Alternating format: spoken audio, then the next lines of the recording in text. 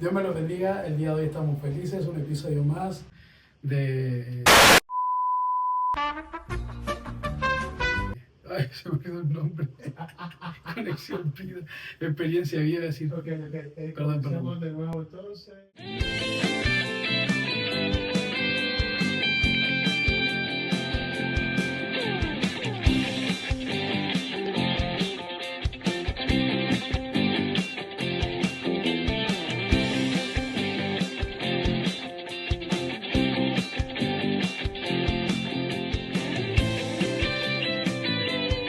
Dios me los bendiga. El día de hoy estamos en un episodio más, Conexión Vida, saludándoles a todos. Y el día de hoy estamos muy felices de tener un invitado muy especial, nuestro hermano, nuestro pastor, Johnny Maya. ¿Cómo está? Dios le bendiga. Amén, Dios les bendiga a todos. Feliz de estar aquí en este podcast. Es muy importante, estamos felices porque el día de hoy vamos a tratar un tema que es muy interesante, muy importante, que es la alabanza. Amén. Entonces, bueno, primero estamos felices de tenerlo. Gracias por aceptar esta invitación. No, a ustedes muchas gracias por invitarme. ¿Y cómo has sentido en New Jersey? Súper, muy bien. Sí. Hemos disfrutado mucho, sí. Qué bueno. Bueno, pastor, quisiéramos comenzar conociéndolo un poquito de su historia, de usted de dónde viene y cómo son esos primeros momentos de usted cuando se encuentra en su niñez con la música, cómo viene este deseo.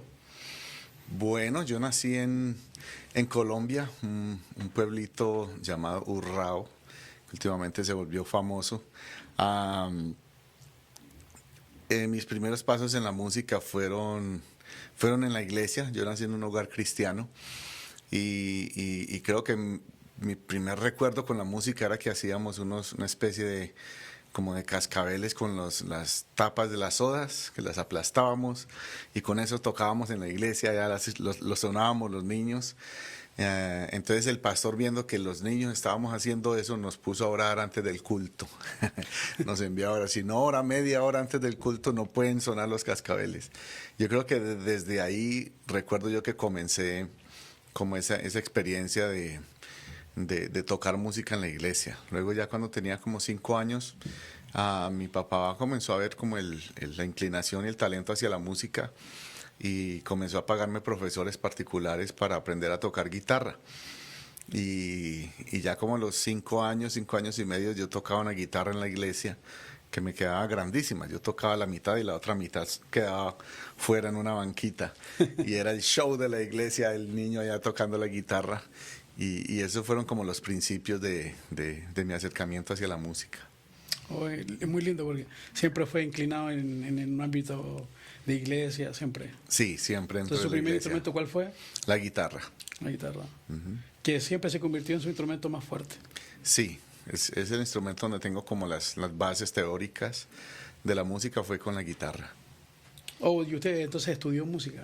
Yo estudié, sí, guitarra con profesores particulares. Oh, listo. Y pastor, y entrando como un tema de pronto, yo sé que usted comenzó, me imagino, a servir ministerio de alabanza de su iglesia, a dirigir. Entonces, ¿cuál podría ser como una experiencia que de pronto a usted lo marcó? ¿Cuál sería una experiencia que a usted lo marcó en sus primeros años como músico? Algo que todavía recuerde. Bueno, muchas experiencias. Una de ellas creo que marcó mi vida fue en una iglesia ya estando en Medellín. Nosotros nos fuimos, yo estando muy niño, para la ciudad de Medellín. Y estando allí estábamos tocando. El grupo de alabanza estaba invitado a una noche de alabanza en una iglesia muy bonita del 20 de julio. Y estábamos tocando allí, ministrando la música. Yo estaba tocando la guitarra y de repente el Espíritu Santo tomó ese lugar y todos, la mayoría de los instrumentistas dejamos el instrumento sin hablarnos, sin planear nada, lo dejamos a un lado y comenzamos a adorar al Señor. Y cuando terminó ese momento de adoración y de alabanza, las luces las habían apagado, solo el altar tenía las luces encendidas. Y cuando encendieron las luces de la iglesia, una señora comenzó a gritar: "¡Puedo ver, puedo ver!". Pues nosotros éramos unos adolescentes todavía. Entonces yo dije, pues claro que puede ver, encendieron las luces, por eso puede ver. Pero la gente comenzó a hacerle un corrillo a la señora, es decir, hacia un lado, hacia el otro, mirar cómo ella caminaba y bajaba unas escalitas que había para llegar al altar. Entonces luego ya contaron el testimonio y era que la señora era una señora que nunca había ido a la iglesia y era ciega. Y estando allí en el momento de la alabanza, pues la invitaron, la llevaron a la iglesia. En el momento de la alabanza ella comenzó a sentir la presencia del Señor y comenzó en su forma, en su desconocimiento también de Dios, de todas maneras a adorar a Dios, a sentir la presencia del Señor. Y cuando terminó todo eso, ella dice que cuando encendieron las luces comenzó a ver sombras y su visión comenzó a irse aclarando, de modo que ya veía completamente. Entonces eso impactó mucho mi vida porque me enseñó que cuando uno adora con el corazón, cosas milagrosas pueden suceder. Amén. Wow, una experiencia muy, muy bonita, pastor. Ahora usted cuando iniciaba decía algo, porque obviamente cuando miramos el tiempo atrás de la época antigua, cuando comenzamos a crecer más los grupos de alabanza y todo eso, pastor, no se tenía tanto recurso como el día de hoy, ¿cierto? De pronto como un director, de pronto como un talkback, ¿cierto? De pronto no había como un metrónomo ni una secuencia, no había nada de eso. Entonces, a muchos que son como de esa línea antigua, cuando ven este proceso nuevo, no les gusta mucho. Entonces, sí. ¿Cuál sería, pastor, usted cree que como ese punto intermedio de, por supuesto, tener todos estos recursos, pero no hacerlos como parte de una cosa fundamental, sino que se siga detonando eso natural que existe en la alabanza de cómo fluir y cómo entender lo que el Señor quiere hacer en el momento? Sí, cuando iniciamos, claro, eso era algo que ni se pasaba por la mente, ¿no? Tener un talkback, tener un metrónomo sonando allí. De hecho, la batería era algo diabólico en la iglesia. El hecho de pensar en tener una batería, en que una guitarra sonara con distorsión, eso no se podía, no se concebía, como decía uno de mis pastores, no se concibe eso dentro de la iglesia. Entonces, claro, nosotros crecimos con digamos, como esa libertad, todo eso de hacer las cosas, incluso a veces hasta última hora. Se escogían los temas a última hora, ¿qué vamos a cantar hoy? Pero llegó un momento en el que cuando ya vine a este país y comencé a trabajar más de serio con la música, me encontré con una, digamos, ¿cómo podríamos decir? De alguna manera como un régimen o algo. Para mí yo lo veía como un régimen porque cuando llegué ya me exigieron tocar con click y ya me exigieron tocar con loops y yo dije, Dios mío, aquí no va a fluir el Espíritu Santo, pensé yo, esto es programado, pensaba yo. Entonces ya se me exigía tener un setlist de canciones con semanas de anticipación. Yo decía, pero ¿cómo puedo yo anticipar 2, 3 domingos lo que el Espíritu Santo quiere que toquemos? Entonces había un conflicto en mí, eso es normal en las personas que crecemos como con ese tipo de pensamiento, pero cuando comenzamos a ponerlo en práctica nos dimos cuenta que Dios respalda también el orden, que cuando uno es ordenado Dios puede también de alguna manera inspirarnos para que con 2 semanas, 3 semanas de anticipación, entonces las canciones coinciden con la prédica y comenzamos a ver que todo eso coincidía y que el Espíritu Santo de todas maneras se movía. Entonces yo creo que ese miedo hay que irlo dejando a un lado si queremos buscar de alguna manera aunque no hay nada perfecto, pero sí por lo menos acercarnos a dar un servicio mucho mejor al Señor. Nosotros iniciamos con un loop, simplemente un loop que es un sonido de algunas percusiones, como un ritmo que le lleva a uno el tiempo y ya uno no se sale del tiempo. Y luego ya por la necesidad, mi pensamiento es que por la necesidad los multitracks son algo muy bueno cuando hay necesidad. Pero cuando tenemos músicos capacitados, yo creo que sí puede pasar a un segundo plano. Entonces, por ejemplo, hay momentos en que nosotros, como en esta convención que pasó, corrimos simplemente con un metrónomo, con un loop y una guía pregrabada, es decir, una voz que nos dice cuándo va el coro, cuándo va el verso, y los músicos, y había pues un poquito más facilidad de fluir de repetir versos si lo queríamos así. Entonces es una herramienta importante a la cual no hay que tenerle miedo. De hecho ya hay también unas aplicaciones en las que usted puede repetir el verso, irse al coro. Hay mucha facilidad de hacerlo, pero ojalá responda más a una necesidad que a una dependencia de ello. Yo creo que todavía se puede hacer eso si hay necesidad. Si no hay necesidad y tenemos buenos músicos, no hay nada como el fluir. Y pastor, y hablando acerca del tema de ya como tal de la adoración, ¿cómo usted cree que se logra una adoración genuina, con propósito? Porque al final yo creo de todo esto, la adoración, los cánticos, el momento donde se usan instrumentos, ¿cierto? ¿Cómo se logra el objetivo? ¿Cómo un grupo de alabanza debiera estar enfocado? Bueno, usted dijo una palabra importante, el propósito. Primero el propósito, hay que entender el por qué lo estamos haciendo. Entonces cuando uno entiende el por qué lo está haciendo, por qué yo estoy en un altar tocando un instrumento, por qué estoy cantando, por qué estoy ministrando la música, ya entonces encuentro el propósito. Realmente el propósito de Dios con nosotros como músicos y ministros de alabanza es llevar al pueblo hacia una conexión con Dios, es guiar al pueblo a que el pueblo se conecte con la presencia del Señor. Entonces, cuando uno entiende eso, entiende que lo primero que uno tiene que hacer cuando le dicen que va a participar en algún evento o en la iglesia es buscar la presencia de Dios para encontrar ese propósito. Y cuando hay ese propósito, entendemos lo que el Espíritu Santo quiere, entonces todo fluye de una manera muy, muy especial y muy natural según la necesidad de la iglesia. Hay veces que uno canta una canción, dos canciones y se da cuenta que aunque son canciones que la semana pasada fueron de bendición, esta semana la gente está como desconectada de las canciones, ¿cierto? Del tema. Entonces uno lee eso y se da cuenta que no es por ahí.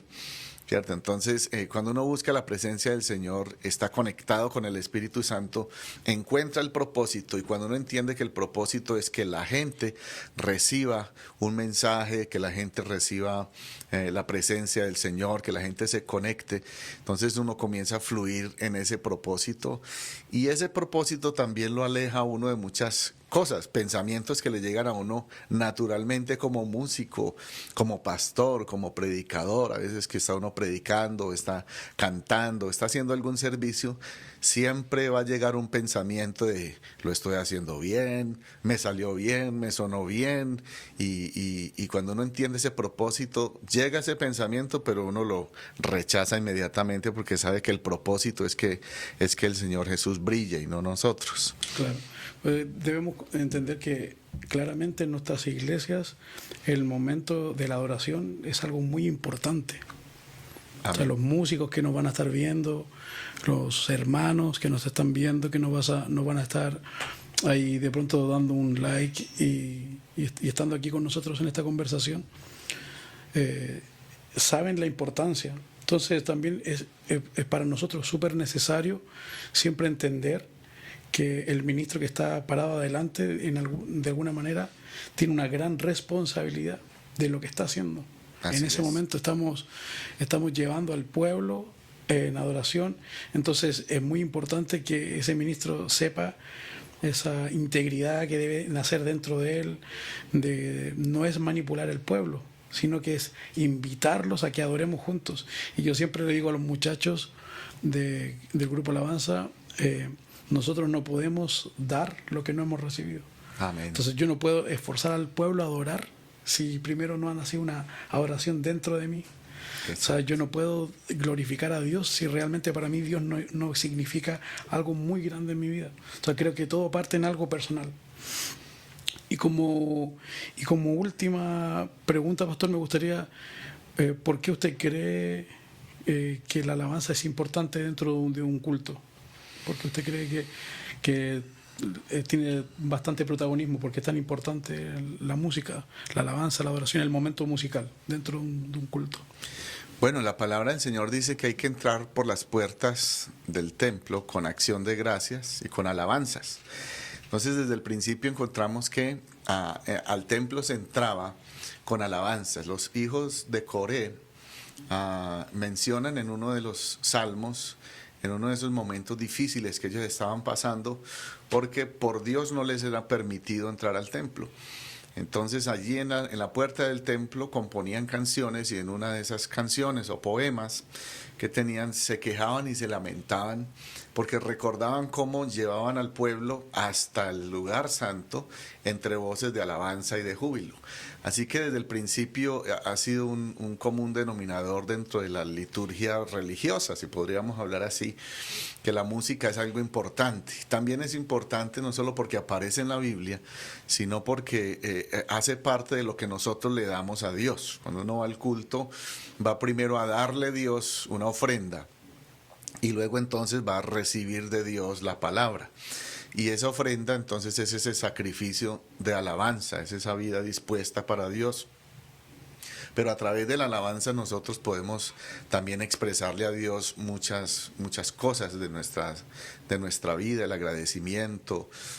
Por eso las letras son muy variadas. Hay letras donde expresamos agradecimiento, hay letras donde expresamos alabanza, reconocimiento a Dios, pero también hay canciones donde expresamos nuestra necesidad, que también hace parte del culto, de uno expresarle a Dios la necesidad, lo que está viviendo. Entonces hay canciones que nos llevan a reflexionar respecto a la necesidad de sentir la presencia de Dios, de la necesidad de sentir su espíritu. Entonces hay canciones que dicen: tengo hambre de ti, por ejemplo, de tu presencia.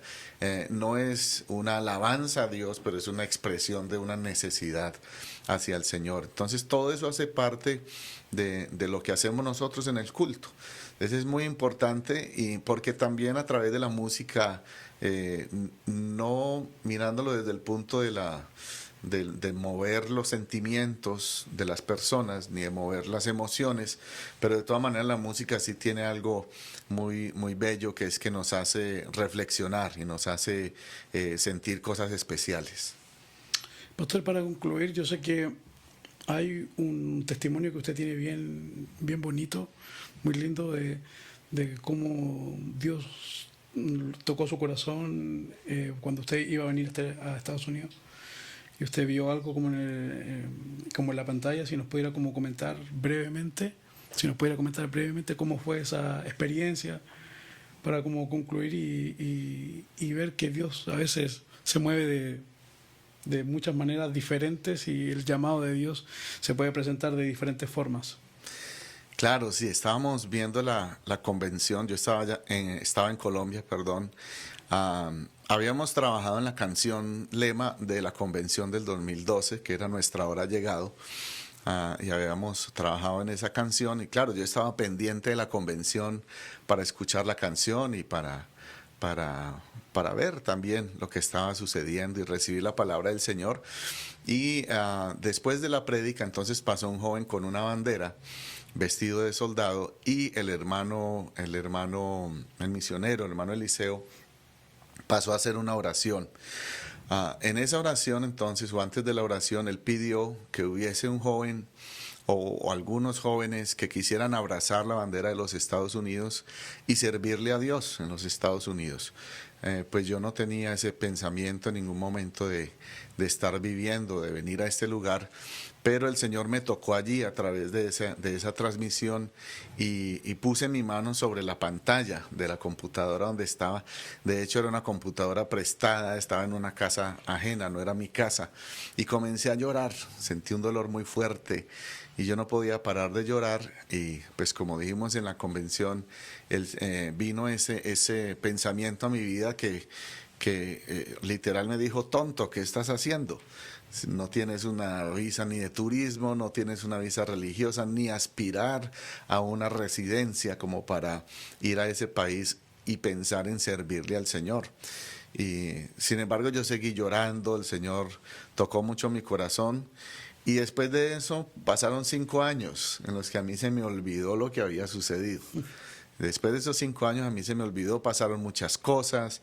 A nivel musical estábamos creciendo, a nivel distrital también estábamos trabajando allá en Colombia con el coro. Y sucedieron muchas cosas que se me olvidó lo que yo había sentido, pero a Dios no se le había olvidado. Entonces ya en ese momento en el que hace un stop en el camino uno y se pregunta qué estoy haciendo con mi vida, por qué no estoy satisfecho con lo que estoy haciendo. Teníamos buen empleo, teníamos varias cosas allí, pero no estábamos satisfechos. Así que, como dije en la convención, le pedí al Señor y le dije, Señor, úsame, y si mi vida no sirve para que me uses en lo que tú me llamaste a hacer, que era el servicio al Señor en el ministerio, pues yo creo que no hay sentido para vivir. Y ese mismo día, no pasaron 10 minutos cuando recibí una llamada de alguien que no esperaba, no éramos amigos, nos habíamos encontrado una sola vez en la vida, y me llamó haciéndonos una propuesta para venir acá con documentos, con un montón de cosas para servirle al Señor, justo a través de la música. Entonces, esa fue la puerta que Dios abrió, Dios los usó, y pues yo creo que hoy honro a Dios por ellos, que el Señor los usó, y aquí estamos sirviéndole al Señor. Muchas gracias, pastor. De verdad que ha sido muy gratificante este tiempo, poder escuchar y también de tomar esos consejos de alguien que obviamente tiene la experiencia que Dios lo está usando. Gracias por estar con nosotros. También gracias por lo que está haciendo a nivel nacional.